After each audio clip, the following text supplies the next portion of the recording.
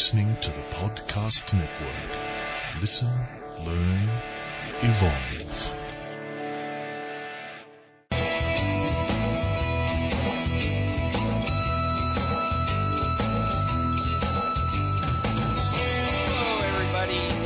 Assalamu alaikum, shalom. I am your humble servant, and like it or not, you have stumbled into the Cranky Middle Manager show. Welcome, welcome. Pull up a set of earbuds and take a load off. On the Cranky Middle Manager today, we are talking to Kevin Cope. He's the brains behind Acumen Learning, but more importantly, he's the author of a really good new book, Seeing the Big Picture, Business Acumen to Build Your Credibility, Career, and Company, from Salt Lake City, which I was just recently in. Kevin, how are you? I'm doing well, Wayne. Thanks for having me. Well, as always, thank you for being had. Okay, so business acumen, that is actually one of the pillars of our show, the 4 disciplines of highly effective leadership exhibiting project nailing cheese-moving managers, and one that we don't spend nearly enough time on. When we talk about business acumen, what are you specifically talking about? Yeah, some people kind of define that differently. We see business acumen as having a clear sense of how your company makes money and then making good decisions around that money-making process. And while this sounds elementary, it's really not. Why is it so important that managers, project managers, functional managers, have an understanding of that stuff? I mean, don't we have enough to do every day just getting up and getting stuff out the door? Yeah, no question. And it's interesting along that point. When we first started with this content, 10 plus years ago, we really thought it would be appropriate just for frontline people because everybody else got it. And after surveying tens of thousands of people, we found that most people, even, fairly mid and senior level folks, really kind of have that gap in understanding how their company makes money. So we see it as a real growing and important need in the marketplace right now and in the business world. And I think the reason it's critical is that as you go from being a productive worker to managing others, the decisions you make actually impact others in the organization, other departments, other groups. And if you don't have that business acumen or that big picture, you might make decisions that might be good for your department, but not necessarily good for the company. So that's why we believe people really need to have that sense of the overall picture of how the company makes money. How does this actually impact the way we work day to day? I mean, and that sounds fairly, well, you have to take into consideration the other departments, blah, blah, blah. What does that actually mean in terms of decision making and how we function every day? Yeah, I think there's maybe 2 parts to that, Wayne. One is that I find that people are more engaged when they have a sense of how their work connects to the bigger picture. Especially the newer generations and the younger workforce, they really thrive on this idea of purpose and engagement. And my experience is when people understand how they fit in, then they're much more engaged. And so that's one reason why I think it's important to understand that big picture. And then to your question, the second point on this, as companies have, in the last few years of this great recession, they've really had to be cost conscious. They've cut back on folks. So there are fewer people doing more work. We can't afford to make bad decisions. So as we're interacting with others in the business or we're making decisions that impact costs, that impact sales, potential, those got to be good decisions. Companies can't afford to not have people really, hitting on all 8 cylinders.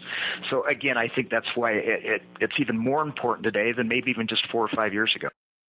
Now, you're studiously avoiding saying something, which I'll say because, it's just what I do, which is, on one level, yes, you want to make good decisions and be a good steward and all that stuff. But also, if you don't understand the business, it's really hard to get along and play nicely with other people in the organization. I mean, politics, as dirty a word as that is in fact how people get along in an organization. And this has a huge impact on that, doesn't it?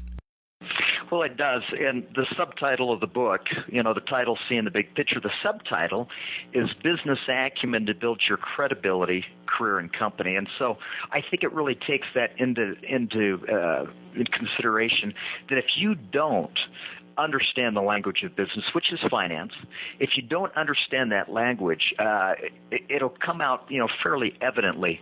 Managers are expected, especially if they manage some kind of profit and loss for their department, they really have to understand how to manage that to improve the results. They have to speak to that at budget meetings, maybe as they're setting goals, et cetera. And so, a manager today who doesn't understand that business or financial language will have a hard time, as you said, playing well with others. At minimum, they just won't be seen as credible or as understanding the business, and of course that will limit them career-wise.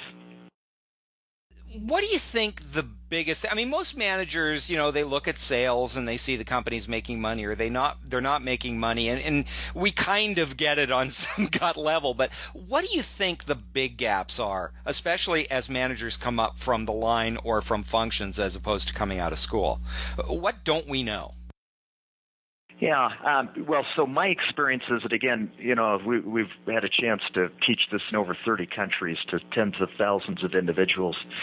And a lot of what we find is, while they may know how to run an HR department or an IT department, what they don't have a sense is how their results directly impact, say, the profit margins of the company.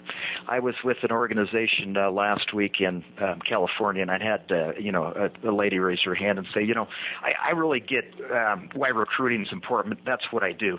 What I'm not clear is how that drives the company's profit margin, and I'm also not clear as to how that impacts our stock price at all. And, of course, this is a publicly traded company. So for her, I think she was doing her best to do a good job, but really didn't have the context of what the company was trying to accomplish. And what I find then is people, one, they tend to be less engaged. And two, they tend to have less a sense of what levers can I pull to improve the results even more. For example, this person on the recruiting side, she may say, well, to do recruiting really well, I need to find the absolute best person for the job. What she may be missing is she's filling a sales position, and the longer she takes, the company is missing out on sales. So that's an example of somebody who might be doing recruiting well, but missing how her job is actually impacting company results, company profits, company sales, et cetera. Let's take that example, because I just heard every engineer that listens to this show say, yeah, but, it's one thing to fill a hole, but if we get the wrong person, we take heat for that too. So how do you run that algorithm?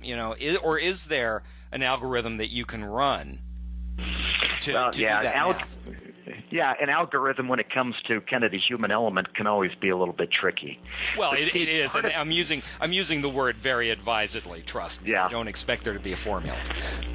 So, in that situation, I think business acumen is knowing how to balance all of the moving parts. Balance the need to get somebody in quickly with the need to get the right person at the right place at the right time. And so, in the business world, it isn't a clear-cut, boy, right now we've got to cut costs or, all else doesn't matter. There really is, business acumen really suggests understanding the balance of how do I manage the levers of growing the business with the profit of the business, with the need for cash, and then, people at the center of that. By the way, I just mentioned 4 of the 5 drivers in the book. The 5 drivers are cash, profit, assets, growth, and people. And business acumen is not only understanding each of those, the importance of profit, the importance of people, it's knowing how they work together in the business. And at times we may focus on one more than the other. And so I think, Wayne, part of the idea here is understanding all the moving parts and the trade-offs that you have to make in business, because oftentimes there is no perfect answer or perfect approach. It's a matter of balancing a lot of good opportunities and priorities. Let's take a look at some of those terms, because as I was reading the book, and I run my own business, so I have to deal with this stuff every day, and even I say even I like I'm supposed to be smarter than the average bear, but even dealing with it every day, I was kind of off on what some of these things meant. So when we're talking about cash, when a company says cash on hand or we have cash, what does that actually mean, and what does that mean to me as a manager? Because it doesn't mean I can wander down the hall and just get some money to do stuff with. Yeah. So cash, that's our first of the 5 business drivers. And you mentioned one way that's importantly measured, and that's the amount of cash we have on hand. And so, for example, Apple right now, they're in the news because they're sitting on $100 billion of cash. Now, the reason cash is the first business driver is if a company fails, and by the way, a third or more companies will survive 5 years, so about 2/3 don't make it. The number one reason a company will fail is they underestimate their cash needs, especially startups. They get into business thinking, hey, I've got a great idea, but what they do is they underestimate the need for cash and the ability to generate that, especially in the front end of the business. So that's why cash is first. And you mentioned cash on hand. That's how much a company has readily available right now. Another important principle is the company's ability to generate cash. And that's where startups can get into trouble. Okay, so let's take a look at a couple of things. I want to talk about growth for a minute and talk me off the ledge, because I have a theory, especially the way that the economy has been the last few years, pretty much everywhere. I have sworn to myself that if I ever work for another publicly traded company again, kill me. Simply because there's this notion of grow at all costs, that you have to grow X percent. And at some point, you're a big-ass company. I mean, at some point, you can't put a Starbucks in any more buildings than there was already in there. So this notion of we have to grow often seems to me to run up against what most managers are trying to do, which is just run the business at a high level every day. Yeah, that's a great question. So first of all, there's a real difference between a publicly traded company and a privately held. So let me speak just quickly on the publicly traded company. These companies have shareholders, and shareholders only care really about 2 things. One is they want stock price to go up, or they want dividends, or some combination of those 2. And so shareholders of a publicly held company like, Walmart, they're a $450 billion company right now in annual sales. If I'm a shareholder of Walmart stock, I don't care, how tough business is. I bought their stock. I want to get a return. And when you think about it, anybody who has a retirement fund, they don't care how that retirement fund goes up or, is more valuable. They just want it to be more valuable. So that's why publicly held companies, they don't have a lot of choice in the matter. They've got shareholders. They've got an obligation to, and so they got to figure out how to get stock price up and or pay dividends. Now, Wayne, that's different from a privately held company. A company that doesn't have shareholders basically can kind of dictate their future and their preference around growth. Although I will suggest there are 3 or 4 reasons why I think growth is important, even for a privately held company. One is growth forces innovation. I mean, when you're looking at growth, it forces you to be creative, to think outside the box. So, that can be good even for a small business. A second reason is that if you're in any kind of competitive space, growth gives you credibility. It gives you credibility with customers, with peers, even employees to some degree, which leads me to my third point. A growing company tends to keep good people because they've got career opportunity, as well as it tends to attract good people because people want to work for a growing organization. But still, if you're a privately held company, growth is kind of your choice. Personally, we've got kind of 3, strategies here at the company. One is we want to be profitable. We want to manage well so that people are engaged for the long term. And 3, we want to grow as long as it is fun and profitable. So I kind of put a caveat on growth in my business, which is privately held. It's important, but I won't grow at the sacrifice of either my people or, it being not profitable. Well, and don't get me wrong. I mean, I have delusions of grandeur for great web meetings as well. Believe me, growth is a beautiful thing if it's done for the right reasons, fun being a really good one. But also, as opposed to having some arbitrary number that's based on nothing in reality, which is kind of where I find a lot of these companies find themselves. But my problems with the stock market are not today's but again, that reality is they have to cater to their shareholders, and you're exactly right. Some companies will grow at all costs. You know, you see Toyota, who's back on track, but a couple of years ago, growth was so important, started having quality issues. You know, you had BP Amoco.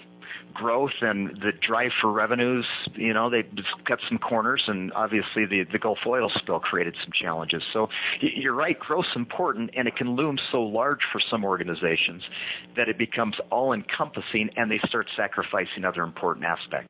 Well, let's talk about that for just a minute, because one of the great things, and I'm sure you run into this in the training that you do all the time, because managers have a sense of responsibility for their people, for their team, whatever, and very often they can see where the company's vision isn't conducive to what they're trying to do on the task level. Yeah.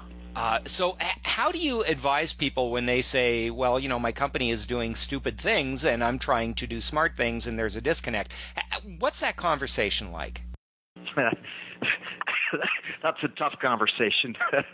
but the reality is that's probably fairly common in the business world.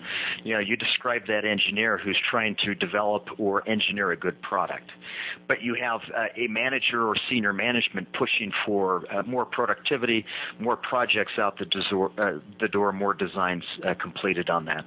So, you know, I'll tell you, it's not a perfect world on that, Wayne. And my advice to individuals in that situation would have open communication and dialogue with their manager about the realities of the business. And you can only do that if you understand the business and speak the language of business. And so if you can go in and credibly say, look, I know our drive is for revenue. We're trying to be more profitable.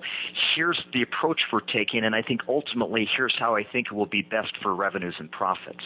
So if you can couch your dialogue with your manager in a way that suggests you do understand the realities of the business, and given that context, here's what you think is possible, I think you've got more credibility than you simply go in and say that's not possible. I know what you want, but I just can't get there. So my first advice would be understand the business, as you mentioned earlier, understand financials, and therefore speak with the language of business, and use that to push back and say, here's why I think in the long term it makes sense for us to only be able to do this amount, or to only get this project completed in, this time frame.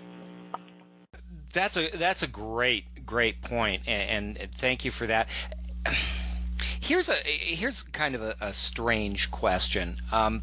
What's the deal with the people? I mean, if we're talking business acumen, I get that I need to know about cash and profit and, the difference between net and gross and all that good stuff. And we've talked about how growth plays into this. How do they fall into the business acumen part? Yeah, it may help. We've been talking around these 5 business drivers. Let me give you a visual on this. And so picture a diamond shape. The top point is cash. The right point is profit, and it may be helpful to write these down. The bottom point is assets. The left point is growth, and the middle point, and the reason I wanted to describe this visual, is people is right in the center of this 5-driver business model. And when I'm talking about people, I'm referring to both employees of the company as well as the customers they serve. In my mind, cash, profit, assets, and growth are objectives, and it all happens because of people in the middle.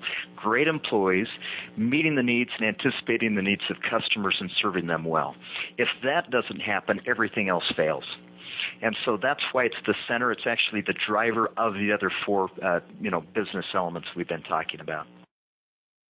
Let me ask you something, because this is something I've actually been noodling with and had conversations with people over the last little while, and that's the idea of how we measure productivity. Because I think, and I'm about to get on my soapbox here for about 2 seconds, and then you can pull me off. One of the things that people haven't acknowledged about the change of the economy, especially political leaders and business leaders, is that individual human beings are so much more productive than they used to be, and what one person does used to be the work of so many other people that there are a lot of jobs that have just gone away. And I'll give you Exhibit A.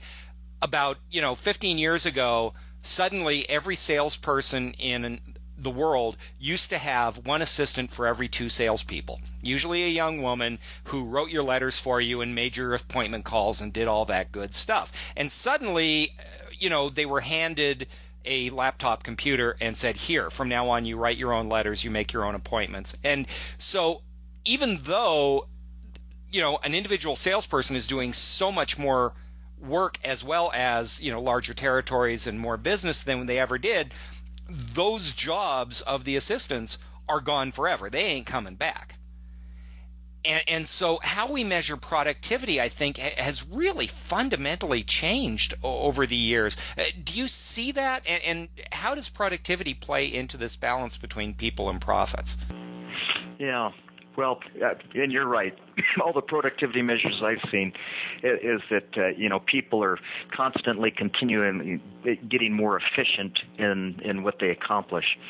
And the challenge is, remember, organizations, especially those that are publicly held, or even if they're not publicly held, if they have investors that want a return on that, are looking and planning on that greater level of productivity. And so it's something that continues to be expected. It's like a salesperson. You're only as good as your last, sales number, your last quarter, your last month. And almost with each one of us in this very competitive world, we're almost only as good as our last year. And that's how often we seem to be viewed in business. I'll tell you, those companies who really get it right, in my mind, have a great balance between profit and people. And recognize the importance of the individual and validating the individual. I love the example of Southwest Airlines. Southwest Airlines has been in business over 40 years. They have never lost money in a year, which is amazing for an airline. 45 years of profitability. What's also interesting is they've never had a layoff. And so they have a unique culture where the individual feels valued. You can see it when you fly on a Southwest flight. And, while other organizations have tried to copy Southwest business model, there have been several players that have tried that. What they can't mirror is the human side or the people side of individuals. And I think Southwest finds that they get more productivity when their people feel engaged, they enjoy what they're doing, and they feel valued. And so, Wayne, while we're trying to get more productivity out of individuals constantly over time, those companies who value the individual and the individual feels valued, that tends to manifest itself ultimately in greater profits and growth for that business. So the companies that really get that combination right, I think, have it done well for the long term. Well, there you go. The book is Seeing the Big Picture, Business Acumen to Build Your Credibility, Career, and Company. Lots of good kind of step-by-step ways to walk through things. Of course, acumenlearning.com is your company's website. There is plenty of research and good stuff there. What else? If you're talking to managers and kind of advising them to get their fill in this gap in their knowledge, what's the one thing that you want them to really think about? Yeah, I would make it a practice of regularly studying the business. Not only their business, but kind of the business world in general. There's a lot of great resources out there. Google Finance, Yahoo, NASDAQ.com.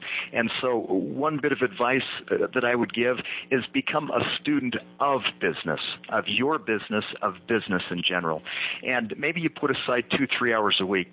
Maybe you start picking up the Wall Street Journal or Business Week, but become, first of all, a student and be interested in the topic of business. And hopefully the book, Seeing the Big Picture, might help you along that path as well. Well, and we will have links to your website as well as to the book so folks can buy it. You were telling me something fun about the book. You guys organized the launch for this really well. And it's you and some interesting company at the top of the list. Well, yeah. This last Monday, we were number one on both Amazon and Barnes and Noble, and right now I think we're 10 or 11 on Amazon. We're the number one gift idea. But our challenge is you've got the Hunger Games books who are dominating right now 5 of the top 10 slots, and so we've got some pretty stiff competition out there with those pesky Hunger Games. But anyway, we're here's the question: since your book is doing so well, who's going to play you in the movie? I'm sure it's going to be Brad Pitt, Matthew McConaughey, somebody like that. It's so funny. I have yet to have anybody say, who's going to pay me? James Gandolfini. Oh, yeah. Where's Ernest? Give me a young Ernest Borgnine. Nobody ever says that. Yeah. Anyway, Kevin, thank you so much for being with us on the Cranky Middle Manager and talking to us about something that a lot of us don't get a lot of chance to talk about, man. Yeah, Wayne, thank you for having me. Hey, and that is today's Cranky Middle Manager Show, episode 315. For those of you keeping track, thanks for listening. I'm Wayne Termel. In the background is Byron the Demented Cockatiel. Thanks so much. We'll see you again on the next show. Don't let the weasels get you down.